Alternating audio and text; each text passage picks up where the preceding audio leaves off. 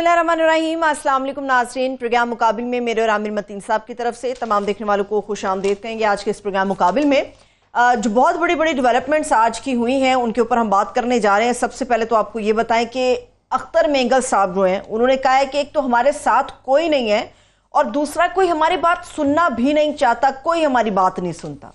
अख्तर मेंगल साहब ने national assembly से इस्तीफा दे दिया। सवाल यह कि ये पाकिस्तानी सियासत का कितना बड़ा नुकसान है, इसके ऊपर हम बात करने जा रहे हैं। मगर इसके साथ साथ जो हुकूमत के हवाले से मामलात हैं उसमें पहली खबर तो जो बुरी खबर है वो ये कि जिन लोगों ने बिजली में या रिलीफ हासिल किया है फी यूनिट के हिसाब से, बहुत ही बुरी खबर आज उन लोगों के लिए आ गई है। बल्कि मैं ये कहूँगी कि वारदात हुई नहीं है बल्कि वारदात हो चुकी है। ये वारदात हुई क्या है ये आप लोगों को बताऊंगी कि जिन लोगों ने बिजली सार्फिन ने जो रिलीफ हासिल किया था बिजली के बिलों के अंदर फी यूनिट 14 रुपए के हिसाब से। दूसरी तरफ जो हुकूमत है वो सादगी के नाम पर अफसरान की बजाय जो छोटे मुलाजमीन हैं उनको निकाल कर अपना खर्चा कम करने पर इस वक्त तुल चुकी है। एहतजाजन हमने ये भी देखा कि माहिर मौशियत हैं कैसर बंगाली साहब, उन्होंने हुकूमती कमेटियों से इस्तीफा दे दिया।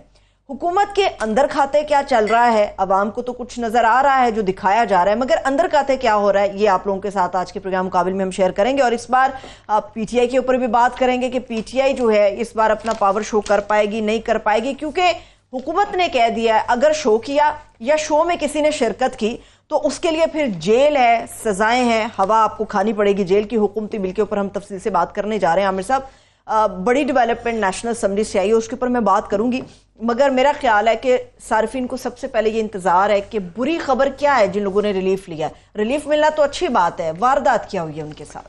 जी, ये मैं समझता हूँ कि एक नासमझी कहा जा सकता है, इससे सख्त अल्फाज में इस्तेमाल नहीं करना चाहता, मगर बिजली के हवाले से कोई भी अगर बिजली की कीमतों में कमी हो तो बहुत अच्छी खबर होती है, अवाम खुश हो जाती है, क्योंकि इस वक्त पाकिस्तान का अवाम का सबसे बड़ा मसला बिजली है। बिजली के बिलों पे लोग खुदकुशियाँ कर रहे हैं, बहुत ज़्यादा तड़प रहे हैं, सुलग रहे हैं। तो ये दरमियान में मरियम बीबी चीफ मिनिस्टर पंजाब, उन्होंने एक ऐलान किया कि वो 14 रुपये फ़ी यूनिट की सब्सिडी जो है ना फराहम करेंगी पंजाब के लोगों के लिए। और ना सिर्फ कि ये ऐलान किया गया, इसकी बहुत ज़्यादा तशहीर की गई। नवाज शरीफ साहब साथ बैठे, उन्होंने बेटी को मुबारकबाद दी, बेटी ने अब्बा को भी दी, फिर चचा को भी दी कि जी हम सब ने मिल के ये लगा दिया। उसके बाद ऐलान हो गया। उसके बाद फिर ये पाकिस्तान की तारीख में कभी नहीं हुआ कि ये जब ये कटौती की गई, एक रिलीफ दिया गया तो बिलों के अंदर, ये मेरे पास बिल पड़ा हुआ है, ये मेरे कैमरामैन साहब ने जो है मुझे पकड़ाया अभी, कि इसके ऊपर लिखा हुआ है, पहले भी जब इस तरह की सब्सिडी दी जाती थी तो बिलों के अभी कभी सरकारी इस बात की सियासी तशहीर नहीं की जाती थी। इसके ऊपर लिखा हुआ है कि जनाब इनके जो 4000 रुपये बेचारों के माफ़ कर दिए वज़ीर आला पंजाब की जानिब से रिलीफ, 4000 रुपये इनके कैंसिल हो गए थे। तो आज ये गए थे अपनी कटवाने, उनका जनाब ये रुक जाइए, ये रुक गया है मामला। तो एक इतनी तशहीर के बाद, मुझे नहीं ये इस्लामाबाद के अंदर है क्योंकि IAS को पिंडी को भी डील करती है, मुझे नहीं पता पंजाब के अंदर शायद कोई ब्रोशर भी दिए गए हैं या नहीं दिए गए, मगर जब ये शहबाज राना बड़े सीनियर रिपोर्टर हैं और बड़े मोतबर रिपोर्टर हैं, उन्होंने जब ये खबर दी कल, तो आज बड़ा रिएक्शन पंजाब गवर्नमेंट है। मैं अज़मा बुखारी को सुन रहा था, उन्होंने बड़े सख्त अल्फाज में इसकी तरदीद की। जी एक किस्म के सारे साफियों को ही रगड़ दिया, उन्होंने कहा जी मुंह उठा के ये मोर और लेस कि जी आप इसके ऊपर वो कर देते हैं, ना IMF की तरफ से कोई ऐसा ऐलान आया, ना रिटर्न आया, ना कुछ आया, तो आपने ये खबर गलत है। उन्होंने तरदीद कर दी शहबाज राना की, बल्कि ऑलमोस्ट टांटा कि खबरें ऐसे ना दिया करें। अब जो है ये वजारत ख़जाना की तरफ से जो है ये सूबाई हुकूमत को रोक दिया गया है। ये तमाम जगह ये चल रही है ये खबर, इसकी तरदीद नहीं अब आई। वो कह रहे हैं कि जनाब सूबाई हुकूमतों के बिजली के बिल की सब्सिडी देने की मजाज नहीं है, IMF को एतराज़ की वजह से इसको रोक दिया गया है। उन्होंने कहा जनाब आप ये सब्सिडीज़ नहीं दे सकते। अच्छा, याद रहे कि वो IMF ये नहीं कहती है कि छोटे तबके, वो कह रहे हैं BISP के ज़रिए दें, जो आप इस तरह देखिए ये इसके ऊपर ये नहीं है। और शहबाज राना की खबर ये भी थी कि एक और जो पंजाब गवर्नमेंट में ऐलान किया गया हुआ है वो सोलर पैनल्स के ऊपर 700 अरब रुपए का जो मंसूबा है वो भी खतरे में पड़ सकता है। उससे ज़्यादा खतरनाक बात यह है कि IMF के साथ जो डायलॉग 7 अरब ڈالر کی جو چل رہی تھی IMF کے ساتھ معاہدہ جو ہونا تھا وہ مؤخر ہوتا جا رہا ہے. وہ اگست کے اندر بھی نہیں ہوا, وہ سپٹمبر کے اندر ابھی خبریں یہ چل رہی ہیں کہ وہ 9 اور 13 اگست کو جو ان کے اجلاس ہے اس کے اندر بھی پاکستان ایجنڈے پہ نہیں ہے. سو لہٰذا یہ جو معاملات ہیں یا اور معاملات ہیں, یہ کیا معاملات ہیں, IMF کا یہ کئی ہفتے مہینے ہو گئے ہیں یہ اعلان کر دیتے ہیں کہ جی واہ تالیاں بھی بج جاتی ہیں کہ جی ہو گیا, وہ پھر نہیں ہوتا, وہ مؤخر ہوتا جا رہا ہے. اب یہ نہیں پتا کہ ان معاملات کا یہ جو سبسڈی پنجاب میں لی گئی ہے ایک, دوسرا یہ اب مسئلہ آتا ہے کہ یہ جو بیچارے ہمارے کیمرہ مین بھائی جو ہیں ان کے 4,000 روپیہ جو پہلے بل میں نہیں آیا, ریلیف کے نام جو ریلیف دے دیا گیا تھا, تو اب وہ اگلے بل میں جب لگ کے آئے گا تو کیا جرمانے کے ساتھ آئے گا, کیونکہ سلیب بھی پڑ جاتا ہے نا, یہ سوال ہے. 200 روپے یونٹ کا اور سلیب ہوتا ہے, 400 والے کا اور ہوتا ہے 500, سو یہ بڑھے گا. تو آئی ہوپ کہ یہ ظلم نہیں کریں گے. ایک ظلم کافی ہے کہ بیچاروں کو یہ امید دلا کے تو ان سے امید وہ واپس لے لی گئی ہے, مگر یہ جو تشہیر کی جاتی ہے سیاسی اور بلوں کے اوپر لکھ کے کہ جی وزیر اعلیٰ صاحب نے بہت وہ کیا ہے, یہ کوئی جیب سے کسی نے نہیں دینا, یہ سرکاری اگر دینے بھی چیز ہوتی ہے سبسڈی, یہ سرکاری پیسہ ہوتا ہے, پنجاب حکومت لکھا جائے کی پالیسی ہے, یہ تو ہوگی. اب آ جاتے ہیں موسٹ امپورٹنٹ اختر مینگل صاحب کے اوپر. عامر صاحب, بہت سارے لوگ اس کو بدشگون کہہ رہے ہیں, بہت سارے لوگ کہہ رہے ہیں پاکستان کی سیاست کا ایک بڑا نقصان ہے, اور کوششیں ہو رہی ہیں کہ شاید مینگل صاحب کو کسی طرح سے راضی بازی کر لیا جائے. جی بڑی اچھی بات ہوگی, کر لیں, مگر اس کی اہمیت کو سمجھنا چاہیے. جو ہے اختر مینگل صاحب جو ہیں وہ اب سینئر لوگوں میں آتے ہیں, کیونکہ بلوچستان کے اندر بلوچ نیشنلسٹ جو پارٹیاں ہیں وہ دو ہی ہیں, ایک نیشنل پارٹی ہے اور ایک ہی ہے معتبر جو بڑی دو پارٹیز ہیں, نیشنلسٹ بلوچ پارٹیاں, اور وہاں پہ بلوچ ایشو بہت زیادہ گرم ہے اور بہت زیادہ خوفناک حد تک. یہ چند دن پرانا واقعہ ہے جو سانیہ بلوچستان میں ہوا, 50 لوگ شہید ہو گئے, سیکورٹی اہلکار بھی اس کے اندر شامل تھے, اور اس کے اندر ایک دہشت گردی بھی کی گئی, پنجابیوں کو اتار کے جو ان کا شناختی کارڈ دے کے مارا گیا. وہ بالکل یہ ایک بحث ہو رہی تھی کہ دہشت گردوں کے خلاف تو بالکل ایکشن ہونا چاہیے, ہر ایک نے مذمت کی اور کرنی چاہیے تھی. مگر یہ آرگومنٹ بھی کیا جا رہا تھا کہ جو اعتدال پسند لوگ ہیں ان سے بھی مذمت کروائی جائے, ان سے بات کی جائے تو ان کی طرف سے کیا ری ایکشن ہے, اور دوسرا یہ کہ ملٹری کی بجائے سیاسی سلوشنز پر بھی غور کیا جائے کہ یہ محرومی کا احساس جو ہے بلوچستان میں کیوں بڑھتا جا رہا ہے, اس کے اوپر بھی, اس کے سیاسی پہلو کے اوپر بھی زور دینا چاہیے. تو ڈاکٹر مالک اور اختر مینگل جو ہے, اب یہ ڈاکٹر مالک جو ہیں, یاد رہے کہ ان کی جو نیشنل پارٹی ہے وہ اس دفعہ الیکٹ نہیں ہو سکے, اور ان کو بڑے گلہ شکوے ہیں کہ وہاں پہ ان کے ساتھ جان بوجھ کے ان کو ہروایا گیا ہے. اب اختر مینگل اپنی جو ان کی BNP مینگل گروپ ہے اس کے واحد ممبر تھے. اب یہ بھی جب بلوچستان کی نمائندگی سے استعفی ہو جاتے ہیں, مجھے بھی امید ہے کہ یہ واپس لے لے گئے, اور انہوں نے جو جاتے وقت باتیں کی ہیں میں عامر صاحب ان سب کا جو کرکس ہے وہ کہہ سکتے ہیں کہ انہوں نے کہا کہ جی اسمبلی میں بات کرنا چاہتا تھا, کوئی انٹرسٹ اپنا نہیں شو کرتا, اور کہتے ہیں کہ اسمبلی میں جب ہماری آواز ہی نہیں سنی جاتی تو پھر اسمبلی میں بیٹھنے کا ہمیں کوئی فائدہ نہیں, کوئی انٹرسٹ ہی نہیں لیتا. آپ ہمیں کہتے ہیں کہ یہ وہ پارٹیز ہیں جو کو اعتدال پسند کہتے ہیں, جو کہ پاکستان کے آئین کی اور قانون کی روشنی میں رہ کے سیاست کر رہے ہیں. بالکل ایسا. اب اس کی اہمیت یہ ہے کہ آپ جو اعتدال پسند لوگ ہیں ان کو بھی آپ پش کر رہے ہیں کہ وہ بھی انتہا پسندی کی طرف جائیں گے.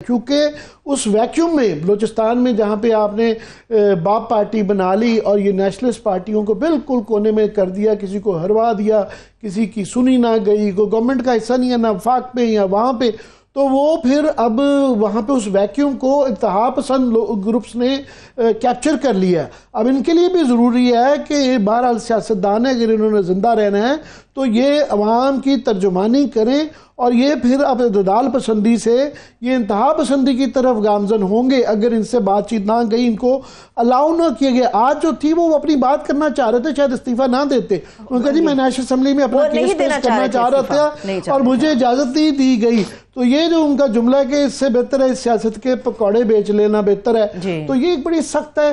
تو اس کا اس کی انہوں نے یہ بھی کہا عامر صاحب کہ جب بھی بلوچستان کے حوالے سے بات کرتے ہیں تو ہمارا بلیک آؤٹ کر دیا جاتا ہے. اس قسم کی بڑی سخت قسم کی گفتگو کی. اگر آپ کی اجازت ہو تو ہمارے سے مہمان بھی ہمارے ساتھ موجود ہیں, میں ان کا بھی تعارف کرا دیتی ہوں. اس وقت چونکہ پاکستان کے اوپر اور پاکستان کی اکانومی کے اوپر بڑی ہم مفصل گفتگو کرنے جا رہے ہیں, ماہر معیشت قیصر بنگالی صاحب ہمارے ساتھ موجود ہیں. سر بہت شکریہ آپ کے وقت کے لیے. جی قیصر بنگالی صاحب, ڈاکٹر صاحب بہت بہت شکریہ. ڈاکٹر صاحب میں نے آپ کو تکلیف تو اس لیے دی تھی اور اسی پہ ہی بات کرنی ہے کہ آپ نے جو کمیٹیوں سے شارٹ سائزنگ کے لیے جو بنائی گئی تھی اس سے رکنیت سے جو استعفیٰ دیا ہے, اور شارٹ سائزنگ کے جو مسائل ہیں, آپ ایک ٹیکنوکریٹ ہیں, اس کے اوپر ہی بات کروں گا.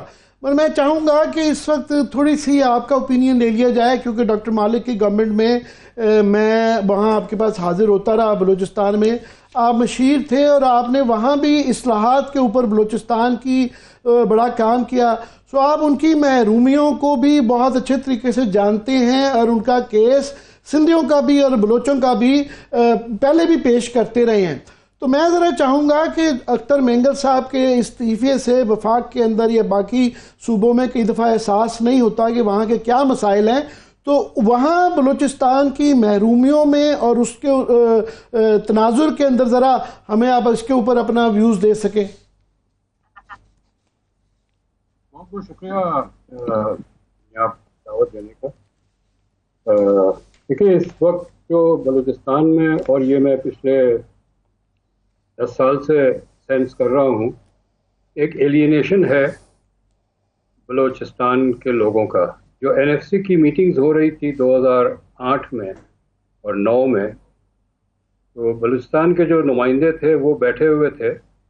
یہ محرومی جو ہے وہ کافی پرانی ہے, ڈیپ روٹڈ ہے, اور اس کو ہم ایڈریس نہیں کر رہے ہیں. ہم اس کو کیجولی لے رہے ہیں, اور یہ معاملہ جو ہے مسئلہ. ڈاکٹر صاحب یہ جو انہوں نے کہا کہ ہمارا کیا واسطہ, اس سے وہ یہ کہنا چاہ رہے تھے کہ میں مجبور ہوں کہ میں نے وہاں کا کیس پیش نہیں کرنا, یا وہ اپنا اس پہ احساس اطمینان نہ ہونے کا کوئی اندیشہ بتا رہے تھے؟ میرا خیال ایک وڈراول ہے کہ جی ہمارا پاکستان سے کیا واسطہ ہے. تو اب یہ پاکستان کا ایشو ہے, NFC آپ لوگ آپس میں طے کر لیں, ہمیں تو ویسے بھی جو ملنا ہے ملے گا, نہیں ملنا نہیں ملے گا. اس طرح کا ایٹیٹیوڈ تھا, اور یہ میں نے اور بھی جگہ محسوس کیا میرا خیال ہے. لیکن میرا اپنا ویو یہ ہے کہ ہم 1 سال کے اندر بلوچ سوسائٹی کو واپس انٹیگریٹ کر سکتے ہیں. 1 سال صرف, اگر ہم ان کو پارٹیسپیشن دیں, ان پہ سے جو چیزیں, جو کنڈیشنز جو ہے وہ بہتر کر دیں ان کی. اور میں صرف اکنامک کنڈیشن کی بات نہیں کر رہا ہوں, پولیٹیکل کنڈیشنز کی بات کر رہا ہوں. اگر اس میں پارٹیسپیشن بڑا اصل میں ایکیڈیمک سا لفظ ہو جاتا ہے, عام ناظرین کو سمجھانے کے لیے کہ کانکریٹ ٹرمز میں اکنامک اور پولیٹیکل آپ کیا سجیسٹ کریں گے کہ کیا اقدامات وفاق کو کرنے چاہیے یا پاکستان کو کی حکومت کو کرنے چاہیے کہ جس سے کہ وہ لوگ راضی لوگ جو اعتدال پسند ہیں, جو پاکستان میں آئین میں رہ کے بات کرتے ہیں, وہ ان سے خوش کیا جا سکے انہیں؟ پہلا قدم یہ ہے کہ فری اینڈ فیئر الیکشنز ہو, بغیر کسی انٹروینشن کے. کوئی ریاست کے فیورٹس نہ ہو, الیکشن ہونے دیں.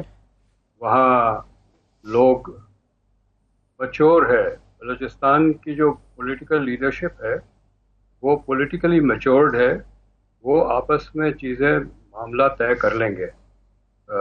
لیکن یہ ہے کہ جینون جو ریپرزنٹیٹیوز ہیں ان کو آپ آنے دیں, الیکشن کو مینیج نہ کریں. یہ میرا خیال ہے پہلا اسٹیپ ہے وہاں پر حالات کو بہتر ہونے کا. ڈاکٹر مالک جب تھے وہاں, میں بھی ان کے ساتھ ہی تھا 2.5 سال, تو انہوں نے بہت سارے انسرجنٹ لیڈرز سے بات کی تھی. چونکہ ایک چھوٹا سا چھوٹی آبادی ہے, اور جو پڑھی لکھی ہے, ایلیٹ ہے, وہ سب ایک دوسرے کو جانتے ہیں, رشتہ داریاں بھی ہے. وہاں پر ایسا ہوتا ہے کہ I tell my wife to talk to his wife and then some messages are conveyed.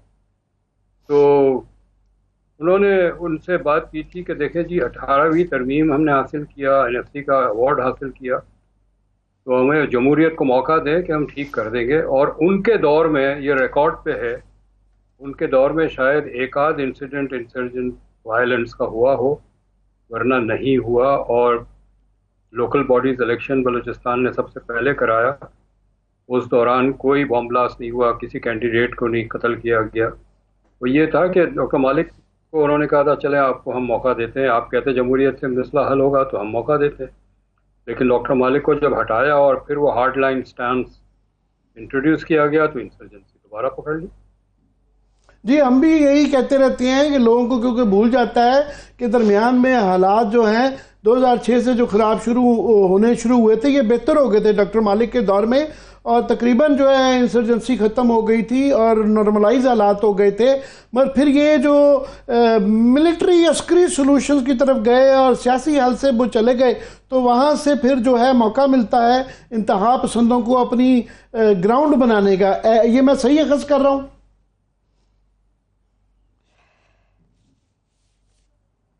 Resolve नहीं करेंगे और ग्रीवेंस के बजाय आप उनको पिटाई करेंगे फिर तो वो कहेंगे अच्छा ठीक है, अगर हम पे तशद्दुद हो रहा है तो हम भी फिर हथियार उठाते हैं। उनको जवाज़ मिल जाता है। हथियार उठाना गलत है लेकिन उनको जवाज़ मिल जाता है।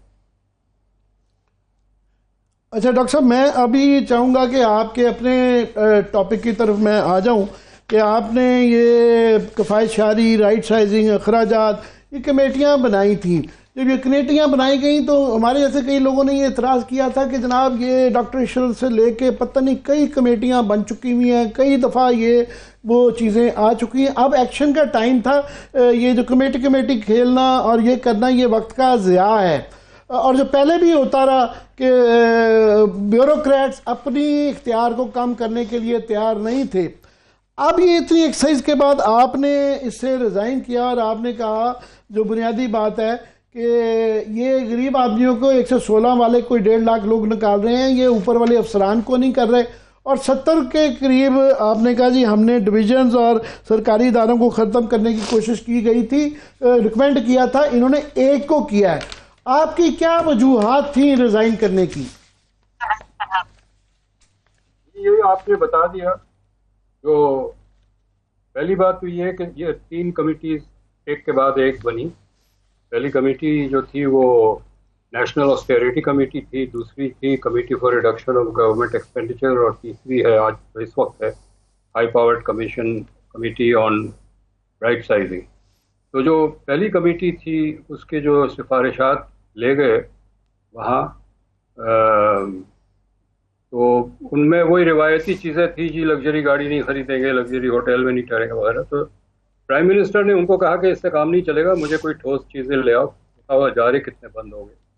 तो मैं काफ़ी इनकरेज था कि इस दफ़ा शायद मुख्तलिफ है और ये कोई ना कोई नतीजा पॉजिटिव सब्सटेंटिव हम निकालेंगे। लेकिन जो कमेटी फॉर राइट साइजिंग बनी उसमें बहुत तफसील और बहुत तवील डिस्कशन होते थे, लेकिन at the end of the day और मेरे जो भी पॉइंट्स होते थे वो कहते थे जी नोट कर लिया हमने, लेकिन बाद में वो किया उन्होंने वही जो उनको करना था।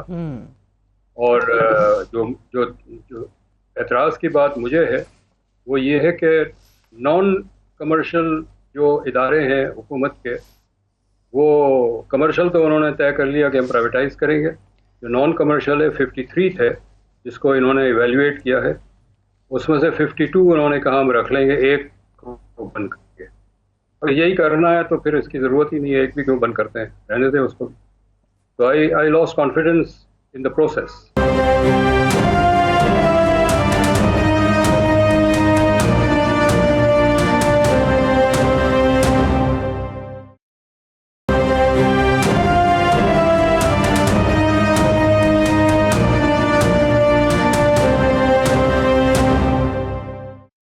ये डॉक्टर साहब आज उन्होंने जो है कहा है कि 3 इदारे जो हैं उनको स्ट्रेटेजिक इदारे होने की बुनियाद पे वो प्राइवेटाइज अब नहीं कर रहे, जिसमें एक समीडा है। आपने उसका मुतालिक लिखा हुआ है इसके अंदर अपनी जो रिपोर्ट में कि ये 40 साल से ये जो है स्मॉल एंड मीडियम एंटरप्राइजेज़ का ये जो इदारा है हमारे यहाँ छोटे कारोबारी और दरमियाने कारोबारी, ये एक सबसे बड़ी बुनियादी वजह हमारी तरक्की ना करने की ये है कि ये इनका फ़रोग नहीं कर सके। और ये समीडा इदारा 40 साल से आपकी रिपोर्ट के मुताबिक इसकी कारकर्दगी नहीं की, इसको बंद कर देना चाहिए था, मगर वो कहते हैं ये स्ट्रेटेजिक इदारा है, क्या कहेंगे? ڈسکشنز ہوئی ہے نا وہاں کچھ ممبرس تھے جو لمبی لمبی تقریریں بھی کرتے تھے. تو سمیڈا پہ بات ہوئی. ایک ہیلتھ ڈویژن کے اندر 3 ادارے ہیں, تینوں کے نام میں پاپولیشن ہے, پاپولیشن کاؤنسل ہے, پاپولیشن ریسرچ ہے, فرٹیلیٹی ریسرچ اتھارٹی ہے, وغیرہ وغیرہ. تو یہ دونوں پہ میں ان دونوں ڈویژنس کے جو ادارے ہیں سمیڈا اور یہ پاپولیشن کے 3 ادارے, اس کا میں کہہ رہا تھا کہ یہ سمیڈا کے ہوتے ہوئے کوئی اسمال انٹرپرائز ڈیولپمنٹ ہوئی نہیں ہے. ہم نہیں کہ ملک کے کسی حصے میں کہہ سکتے ہیں کہ یہ حصہ جو ہے یہ گرو کیا ہے ایز اسمال انٹرپرائز سیکٹر. وہاں پر نہ کوئی اور کہیں ہمیں کارکردگی نظر آتی ہے, بلکہ اوور دا لاسٹ 30 ایئرز تو بہت سارے اسمال انٹرپرائزز بند ہو گئے ہیں. ہمیں اوور دا لاسٹ 30 ایئرز ہم دنیا بھر میں سب سے جہاں پہ پاپولیشن کنٹرول میں ناکام ملک جو رہے ہیں, ہم اس میں سر فہرست پاکستان کا آتا ہے کہ ہم اب غالباً جو ہے 8ویں 9ویں دنیا کی پاپولس ملک سے شاید 6 نمبر کے اوپر آ گئے ہیں. تو وہ یہ پاپولیشن. دوسرا آپ نے ذکر کیا ہوا ہے کہ Pakistan James and jewellery company, Pakistan James and jewellery authority, یہ اس کا وہ بند کرنے کی بجائے انہوں نے فرمایا کہ اس کو پیٹرولیم میں اس کے ماتحت کر دو, اس کے ماتحت کر دو. اس کی کیا منطق کیا بتائی انہوں نے؟ کوئی لاجک نہیں ہے. میں نے بہت کہا, میں نے کہا اس کی کیا لاجک ہے کہ آپ اس کو پیٹرولیم میں دے رہے ہیں. پہلی بات یہ کہ یہ جس طرح سمیڈا نے کوئی کارکردگی نہیں دکھائی, یہ پاپولیشن کے جو اتھارٹیز ہیں انہوں نے کوئی کارکردگی نہیں دکھائے. میں نے کہا آپ کے خیال میں ایک گراؤنڈ پہ ایک مسئلہ ہے, ایک گورنمنٹ ڈپارٹمنٹ کھولے, اس کا ڈی جی اپوائنٹ کرے, اس کو گاڑیاں دیں, اس کو دفتر دیں, ان کو ٹی اے ڈی اے دیں اور مسئلہ حل ہو جائے گا. میں نے کہا اس سے ایسے نہیں ہوتا. آپ یہ ادارے بند کریں چونکہ یہ بوجھ ہے ٹریجری کے اوپر. اور جو جیمز اینڈ جیولری کے 2 ادارے ہیں, ایک کارپوریشن ہے اور ایک اتھارٹی ہے, انہوں نے آج تک اس سیکٹر کی ڈیولپمنٹ میں کوئی 1 روپے کا پروگریس نہیں ہے. آپ اس کو کیوں رکھنا چاہتے ہیں؟ اور سر یہ جو ڈبیٹ کی کوالٹی اس طرح کی تھی کہ ایک ادارے کے سربراہ آئے, ان کو انہوں نے کہا جی 15 سال سے آپ کا ادارہ ہے, کیا حاصل کیا؟ تو وہ کہتے جی میں مانتا ہوں کہ کچھ حاصل نہیں کیا لیکن پوٹینشیل ہے, اس کو بند نہ کریں. تو اب جب اس طرح کی چیزیں معاف کیجیے گا, مجھے ہنسی آ گئی کہ پوٹینشیل ہے. یہ پوٹینشیل جو ہے اس میں ایک طرف تو آپ وہاں پہ ڈویژن اور یہ غیر ضروری غیر آئینی ادارے بند کروانے کے لیے گئے تھے, مگر یہاں ہو یہ رہا ہے کہ روز نئی ایک اتھارٹی بنتی ہے. یہاں پہلے یہ ایک digital authority, cyber authority, F I A میں سے ابھی آج پڑھ رہا تھا میں کہ فورنزک اتھارٹی بھی بن رہی ہے. یہ پنجاب کے اندر کل جو ہے وہ ایک اور جو ہے ایف ایس ایف سٹائل کی پیرل فورس کھڑی کرتے ہیں, وہ کوئی بیچ میں سے ڈالفن فورس. یہ روز نئی اتھارٹیز بن رہی ہیں, تو ڈاکٹر صاحب مزید بنا رہے ہیں, کام کیا کرنی ہے؟ انہوں نے سول ایویشن اتھارٹی کو بھی 3 میں ڈیوائڈ کر دیا. سول ایویشن الگ ہے, ایئرپورٹ اتھارٹی الگ ہے.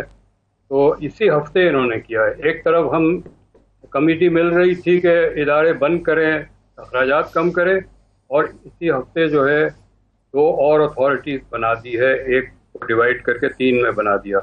تو وہ اس وقت میرا یہ تھا کہ اب میرا یہاں رہنا صرف فائدہ نہیں ہے, میں صرف بیٹھ کے ان کو سنوں گا, اور یہ میں ان کو اپنا نام نہیں دینا چاہتا کہ میں بھی ان کے فیصلوں میں حصے دار ہوں. میں ڈاکٹر صاحب اس لیے بھی یہ کر رہا ہوں کہ میں آپ کا کام بلوچستان میں ڈاکٹر مالک کی اس میں آپ کی وہ جو ساری پلاننگ تھی, جو کہ میں سمجھتا ہوں آپ واقعی عمل اس پہ آج بھی ہو جائے تو بڑے مسئلے حل ہو سکتے ہیں. اور آپ بڑے مثبت آدمی ہیں, جس طرح بھی آپ نے کہا کہ 1 سال کے اندر بلوچستان کی محرومیاں دور ہو سکتی ہیں اگر یہ کچھ اقدام کر لیں. مگر یہاں پہ صورتحال یہ ہے کہ بیوروکریٹس جو ہیں, جن کو ذمہ آخر میں آپ سے مشاورت کر کے لگا دیا جاتا ہے کہ وہ امپلیمنٹ کریں, وہ کیوں وہ اپنی 22ویں گریڈ کی ویکنسیز کو نہیں کلوز کرنا چاہیں گے, 21ویں گریڈ کو نہیں کرنا چاہیں گے, وہ تو بڑھانا چاہیں گے. تو یہ ایک توقع کرنا, اور ایسی گورنمنٹ سے جو کہ ڈپینڈنٹ ہے بیوروکریٹس پہ ہمیشہ سے, شریف خاندان خاص طور پہ ہمیشہ سے اپنے بابوؤں کے اوپر بہت زیادہ ڈپینڈنٹ ہے, تو کیسے یہ آپ نے امید لگا لی؟ دیکھیے یہ بڑا bureaucrats are very popular whipping boy. لیکن میں نے 3 حکومتوں میں کام کیا ہے. بریف عرصہ تھا تینوں میں, فیڈرل, سندھ, بلوچستان. میں نے بہت اچھے بیوروکریٹس سے وابستہ پایا ہے, کمپیٹنٹ ہے, کام کرتے ہیں, محنت کرتے ہیں, ایماندار بھی ہے. اور یہ جو کمیٹی ہے اس میں جو پہلی 2 کمیٹیز تھی وہ ٹیکنیکل کمیٹیز تھی. اس میں 4 سیکرٹریز تھے اور 3 اکانومسٹ تھے اور 1-2 اور لوگ تھے. اور یہ کام بہت پرپسفل طریقے سے نکلا. اور میں جب ان کی کاسٹنگ کر رہا تھا کہ ہر ادارے کی, تو انہوں نے مجھے سارے فائنانس کے ڈیٹا دے دیے. میرے راستے میں کوئی رکاوٹ نہیں. یہ جو تیسری کمیٹی بنی ہے یہ بہت بڑی کمیٹی ہے. اس میں اور سیاستدان بھی ہے اور کچھ پروفیشنلز اور ہیں. یہ میں نہیں کہوں گا کہ بیوروکریٹ ذمہ دار ہے اس کو. ڈاکٹر صاحب آپ نے تو ریکمنڈیشن دینی ہے, بعد میں آپ دیکھیں نا جس طرح ایک 18ویں گریڈ کے افسر کو آج چیمہ صاحب کو اسٹیبلشمنٹ کا اوور آل سارے 22ویں گریڈ کا آپ نے انچارج لگا دیا, اور اس کے بعد یہ الٹیمیٹلی جانی کیبنٹ سیکٹری یا جو بھی ہیں امپلیمنٹیشن کے اوپر تو پھر بیوروکریٹس ہی بیٹھتے ہیں نا. میں اس لیے بھی میں آپ سے پوچھنا چاہوں گا, ابھی آپ نے ایک جملے میں کہا کہ آپ کو اس دفعہ بڑی امید لگ گئی تھی, خاص طور پہ یہ جو کفایت شعاری کی کمیٹی تھی کہ یہ خرچہ کم کر لیں گے. یہ ابھی حال ہی میں آڈیٹر جنرل کی رپورٹ آئی ہے جس نے کہا کہ انہوں نے کہا تھا 15% ایکسپینس کم کیا جائے گا, تو یہ انہوں نے کہا جی وہ بالکل وہاں پہ یہ تھا کہ ایک 1 ڈش کرنی ہے. انہوں نے کہا جی وہاں مور اور less not in so many words وہاں کھابے چل رہے ہیں, ان سے وہ پرائم منسٹر ہاؤس کا فوڈ اینڈ بیوریجز اور یہ ایکسپینس نہیں کنٹرول ہوتا, اور پیراگراف آفٹر پیراگراف ہے. اور پچھلے بجٹ میں 50% انہوں نے ایکسپینس گورنمنٹ کا بڑھایا ہے. تو پھر آپ کو یہ کیسے امید لگ گئی کہ یہ کفایت شعاری کریں گے؟ یہ ہندوستان میں ہمارے امیر سے 3 گنا 4 گنا 5 گنا زیادہ امیر لوگ ہیں, لیکن ہمارا جو دکھاوا ہے دولت کا وہ ان کے دولت مند لوگوں سے 3 گنا زیادہ ہے. تو جو حکمران ہوتے ہیں کسی بھی سطح پہ, چاہے وہ بیوروکریٹ ہو, پولیٹیشنز ہو یا بزنس کمیونٹی کے لوگ ہوں, وہ ان کے لیے کفایت شعاری ہمارے ڈی این اے میں نہیں ہے. تو یہ ہمارا ڈی این اے ایک زمانے میں ہم یونائٹڈ انڈیا تھا, بھارت کے ڈی این اے میں وہاں تو معاملات جو ہیں یہ ریاست چلانے کے وہاں تو اتنے پرابلمز نہیں ہیں. جب 75 سال ہو گئے الگ ہوئے ہوئے, ان کا ڈی این اے الگ ڈیولپ ہوا ہے, ہمارا الگ ڈیولپ ہوا ہے. سو آپ یہ کہہ رہے ہیں کہ 75 سال میں ڈی این اے تبدیل ہو چکا ہے. ہم عادی ہو چکے ہیں قرضوں پہ زندہ رہنے پہ. ہماری سیلف رسپیکٹ نہیں ہے. ہم نے ایک کشکولو اکانومکس بنائی ہے. ہماری اکانومی کشکول چلتی ہے, اور آج سے نہیں, میرا خیال ہے پچھلے 75 سال سے ہم نے یہی کیا ہے. وہ پہلے کورین وار کے دور میں خوب پیسے آئے, پھر ایوب خان کے دور میں خوب پیسے آئے, پھر ضیاء الحق کے دور میں خوب پیسے آئے, مشرف کے دور میں خوب پیسے آئے, اور ہم اپنی سیاسی خود مختاری بیچتے رہے ڈالر کے لفافوں کے چکر میں. یہی ہمارا ڈی این اے ہے. اس کو ہمیں بدلنا پڑے گا, اور یہ آپ مطلب میڈیا جو ہے اس کو ایکسپوز کریں اور اس کے خلاف ایک کیمپین چلائیں. جو حفیظ پاشا کی رپورٹ اور عشرت حسین کی رپورٹ میں نے پوری دیکھی ہے, بہت اچھی ہے. اگر ہماری کوئی بات نہ مانے اور صرف ان کی رپورٹ پہ عمل کر دیں تو آدھے کیا 2/3 مسئلے حل ہو جائیں.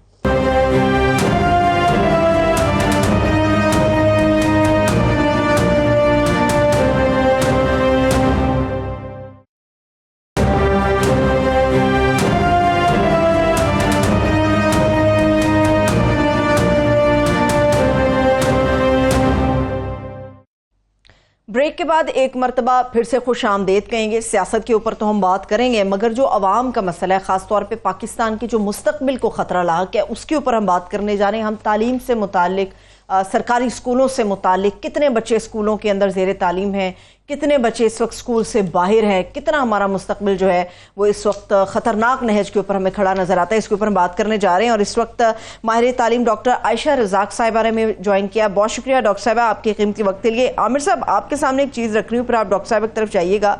हमें तो ये पता था कि हर बच्चा स्कूल जाएगा और लाजमी जाएगा, कुछ इनिशिएटिव्स भी लिए जाते रहे, लेकिन जो रिपोर्ट हमारे पास है वो इतनी ख़तरनाक है कि हम ये कह सकते हैं कि मुस्तकबिल महफूज नहीं है पाकिस्तान का। मैं इसीलिए डॉक्टर साहबा को आज इसीलिए तकलीफ दे रहे हैं कि हमारी जो मीडिया भी बदकिस्मती से बहुत ज़्यादा हम सियासत के उन पहलुओं पर जिक्र करते हैं जिसका कोई पाकिस्तान के इशू से ताल्लुक़ ही नहीं है। उसने क्या कहा, मार कुटाई, असम्बली में क्या हुआ, बुनियादी मसले घूम फिर के गवर्नेंस आ जाते हैं, तालीम आ जाती है और हेल्थ आ जाता है। डॉक्टर साहबा बड़ी कंसिस्टेंटली क्योंकि लिखती हैं और मैं इनके आर्टिकल्स पढ़ता हूँ और इनका बड़ा मद्दा भी हूँ, इसलिए मैं चाह रहा था कि इनके कुछ आर्टिकल्स में बड़ी इन्होंने फूड फॉर थॉट प्रोवाइड किया है, उन पे बात करना चाहूँगा। एक डॉक्टर साहब, मगर उससे पहले जो आपने बात की मैं ज़रा थोड़ा सा वो कर दूँ कि ये अच्छी बात नहीं है, ये आइन के अंदर है, ये आपकी आइन की 25A शिक है जिसके अंदर ये हमारा फ़र्ज़ है, रियासत का फ़र्ज़ है कि वो 10वीं जमात तक हर बच्चे बच्ची को मुफ्त तालीम हासिल करे, जो कि अभी हाल ही में डॉक्टर साहब ने भी उसका अपने आर्टिकल के अंदर जिक्र किया कि सूरत हाल ये है कि 21 और 22 की रिपोर्ट के मुताबिक पाकिस्तान में सरकारी स्कूलों में 2 करोड़ और 90 लाख बच्चे पढ़ते हैं, तकरीबन 29 मिलियन। जी, और प्राइवेट स्कूलों के अंदर जो हैं वो 2 करोड़ 60 लाख और 2 करोड़ 60 लाख ही वो बच्चे हैं जो कि स्कूल से बाहर हैं, बिल्कुल भी तालीम हासिल नहीं कर पा रहे। और शायद डॉक्टर साहब अगर मैं गलत नहीं हूँ तो दुनिया में सबसे कम तरीन जो मुल्क हैं कम तालीम याफ्ता, ये फिगर सबसे बड़ा है पूरी दुनिया के अंदर। मैं सही अखज़ कर रहा हूँ? जी अस्सलाम वालेकुम। पहले तो बहुत शुक्रिया आमिर साहब और सरवत साहिबा आपका बुलाने का और इस टॉपिक पे बात करने का। आप बिल्कुल ठीक कह रहे हैं आमिर साहब। मेरे ख्याल में दुनिया में हम नाइजीरिया के साथ हमेशा फर्स्ट प्लेस के लिए थोड़ा सा कम्पीट कर रहे होते हैं कि आउट ऑफ स्कूल चिल्ड्रन कहाँ पर ज़्यादा हैं, लेकिन पाकिस्तान के अंदर over the last few years despite the fact कि गवर्नमेंट ने बेतहाशा प्रोजेक्ट्स इंट्रोड्यूस करवाए हैं और वो बार बार कहते हैं कि एजुकेशन इमरजेंसी, जो भी गवर्नमेंट आपको पता है आती है वो एजुकेशन इमरजेंसी नाफिज कर देती है, लेकिन उसके बावजूद हमारा आउट ऑफ स्कूल चिल्ड्रन का नंबर कम होने की बजाय बढ़ा ही है। उस पर थोड़ी बहुत जाहिर है हमारी वो कोविड और इकोनॉमी के हालात, वो सारी चीज़ें फैक्टर इन करती हैं, लेकिन फिर वो तो हर जगह ही करती हैं। तो वो आप बिल्कुल ठीक कह रहे हैं कि इस वक्त स्कूल में जितने बच्चे जा रहे हैं अगर आप देखें तो तकरीबन आधा बोझ प्राइवेट सेक्टर ने उठाया हुआ है। तो गवर्नमेंट ना सिर्फ ये कि वो जो 26 मिलियन बच्चे स्कूल से बाहर हैं उनको केटर नहीं कर पा रही है, और मुझे जहाँ तक लग रहा है, जहाँ तक नज़र आ रहा है, जिस पेस पे चीज़ें चल रही हैं, जो हमारे इंटरेस्ट्स हैं, जैसे आपने भी कहा, वो मुझे लगता नहीं है कि वो कभी भी आइंदा हमारे लाइफ टाइम में कम से कम ये गैप फिल होने वाला है। और अभी तो देखें ना, वो जिस तरह हम कह रहे हैं कि आधा बोझ आपका प्राइवेट स्कूलों ने उठाया हुआ है। जी, मगर ये प्राइवेट और गवर्नमेंट का भी बड़ा, आप इसका अपने आर्टिकल्स में जिक्र करती रहती हैं, ये बड़ा अहम इशू है। मेरा जो बचपन गुजरा उसमें प्राइवेट स्कूल बहुत अच्छे होते थे, मॉडल स्कूल्स होते थे। मैं गवर्नमेंट कॉलेज लाहौर में पढ़ा जो कि एशिया के बेहतरीन कॉलेजेस में था और मैं तकरीबन मुफ्त पढ़ा। तो उस ज़माने में ये था, फिर ये नेशनलाइजेशन हो गई, स्कूल नेशनलाइज कर लिए गए, मगर उससे फिर मेयार तालीम, हमने स्कूल तो बड़ी अच्छी बात है कि रियासत ने जिम्मेदारी ले ली, मगर मेयार तालीम एक तो बहुत गिर गया। अब ये बहस रहती है कि इनको जो है पंजाब में तो जो है वो बता रहे हैं कि 15,000 स्कूलों को वो प्राइवेटाइज करने जा रहे हैं स्टेजेस में, और अब ये रहता है कि सिर्फ प्राइवेटाइज करने का ही क्या हल है कि उनकी रेगुलेशन, कि उनके यहाँ वो बेहतर की जाए। और फिर आप ट्यूशन के ऊपर जिक्र करती रहती हैं कि क्या उनकी रेगुलेशन क्या होनी चाहिए, क्या नहीं होनी चाहिए। ज़रा इस पर हमें ज़रा रोशनी डालें। اچھا عامر صاحب دیکھیں یہ بات تو طے ہے کہ جو ہمارا اس وقت پاپولیشن آپ نے بات کی، دیکھیں میں خود پبلک اسکولوں میں پڑھی ہوئی ہوں، میری انڈر گریڈ بھی ایک پبلک یونیورسٹی سے ہے، لیکن جس پیس پہ آپ کی پاپولیشن گرو کی ہے اور گرو کر رہی ہے، یہ بڑا مشکل نظر آ رہا ہے کہ گورنمنٹ یہ بوجھ خود اٹھا سکتی ہے. دیکھیں نا ابھی تک جتنا بڑا گیپ ہے وہ آگے جا کے مزید سالوں میں وہ گیپ بڑھتا جائے گا، ڈیمانڈ اور سپلائی کے ایشو مزید خراب ہوتا جائے گا. تو یہ بہرحال نظر آ گیا ہے کہ گورنمنٹ اپنی رسپانسبلٹی پوری کرنے میں بری طرح ناکام ہوئی ہے. پرائیویٹ سیکٹر کو آگے آنا پڑے گا، اور جو کہ وہ ابھی بھی کافی بوجھ انہوں نے اٹھایا ہوا ہے. اور نہ صرف ہائی فی اسکولوں کی صورت میں، بلکہ آپ کو پتہ ہے کہ ہمارے پاس ایسے اسکول بھی ہیں جو لو انکم فیملیز کو کیٹر کرتے ہیں، ایسے اسکول بھی ہیں جو مڈل انکم فیملیز کو کیٹر کرتے ہیں. تو یہ پبلک پرائیویٹ پارٹنرشپ، اور جب ہم کہتے ہیں کہ پرائیویٹائز ہو رہے ہیں اسکول پنجاب میں، تو اس کا مطلب یہ نہیں ہے کہ وہ پرائیویٹ اینٹیز کو بس پکڑا رہے ہیں اور اس کے بعد کوئی وہ نہیں ہوگا. وہ پبلک پرائیویٹ پارٹنرشپ کی مختلف صورتیں ہوتی ہیں اور وہ اچھی بات ہے، وہ کرنا چاہیے. اس کے اوپر ظاہر ہے پھر جب آپ اس کے اوپر ریگولیشن، مسئلہ یہ ہے کہ گورنمنٹ کی نہ کیپیسٹی خود ایجوکیشن دینے کی ہے مکمل طور پہ، اور نہ ہی ریگولیٹ کرنے کی ہے. اور پھر اس کے اندر پھر آپ کو پتہ ہے پرورس انسینٹیوز آ جاتے ہیں، پھر اس کے اندر آپ کو پتہ ہے کہ اور قسم کی وہ ایشوز شروع ہو جاتے ہیں ایکسپلائٹیشن کے، اس کے اندر کوالٹی کے ایشو آ جاتے ہیں.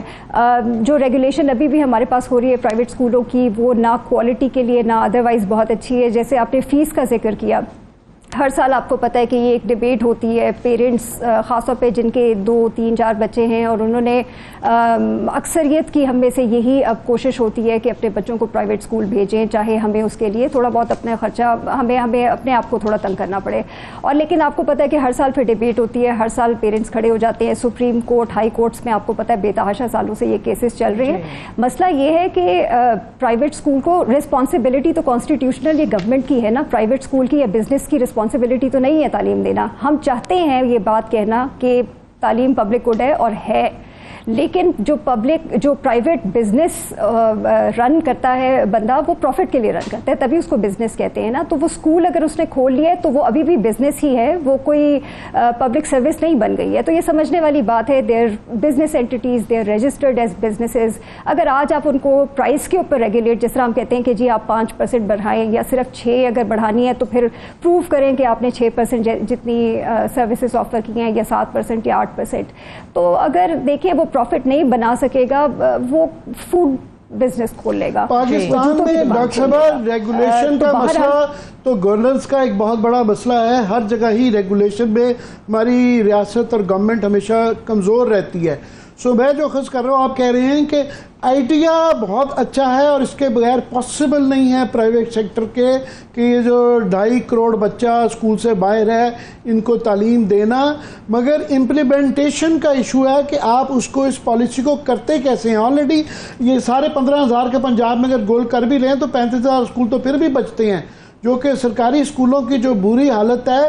یہ پوری ایک جنریشن اس سے جو نکلے گی وہ ایک نالائق، اور وہ کیپیسٹی ان کی بڑی کمزور ہوگی. کیا کہیں گی؟ بالکل ٹھیک کہہ رہے ہیں آپ. اس سے کوئی دو رائے نہیں ہے. ابھی تو آپ گورنمنٹ دیکھیں وہ اسکول دے رہی ہے نا پرائیویٹ سیکٹر کو جو آلریڈی ایگزسٹ کرتے ہیں. ابھی تو ہم ان بچوں کی بات ہی نہیں کر رہے جو بچے اسکولوں میں نہیں ہیں یا نان فارمل سیکٹر میں پڑھ رہے ہیں. دیکھیں پبلک پرائیویٹ پارٹنرشپ ایک طریقہ ہے، لیکن اس کے علاوہ مجھے یہ لگتا ہے کہ جہاں تک میرا ایکسپیرینس ہے کہ پرائیویٹ سیکٹر کو خود without public and private partnership, اور NGO سیکٹر کو بھی، یہ سارے لوگ اور پھر پبلک پرائیویٹ پارٹنرشپ، یہ 3-4 صورتوں میں اگر آپ چیزوں کو آگے لے کے چلتے ہیں. لیکن عامر صاحب سیدھی سی بات ہے، یہ مسئلہ حل ہونے والا نہیں ہے given the size of our population. اور اگر ہم نے پاپولیشن کنٹرول نہ کیا، دیکھیں ایجوکیشن جو ہے نا، بچے کی کوالٹی وہ صرف اس سے ڈٹرمن نہیں ہوتی ہے کہ آپ نے اس کو اسکول میں لا کے بٹھا دیا ہے. ہمیں پتہ ہے کہ ایک بچے کی تعلیم کے اندر بہت سارے ان پٹس جاتے ہیں. اس کے ماں باپ کا ان پٹ جاتا ہے، اس کی کمیونٹی کا جاتا ہے، اور اس کے ٹیچرز کا جاتا ہے. بہت شکریہ. تھینکس سو مچ عامر صاحب. دیکھنے والوں کو شکریہ. اجازت دیجیے، اپنا بہت سا خیال رکھیے. خدا حافظ.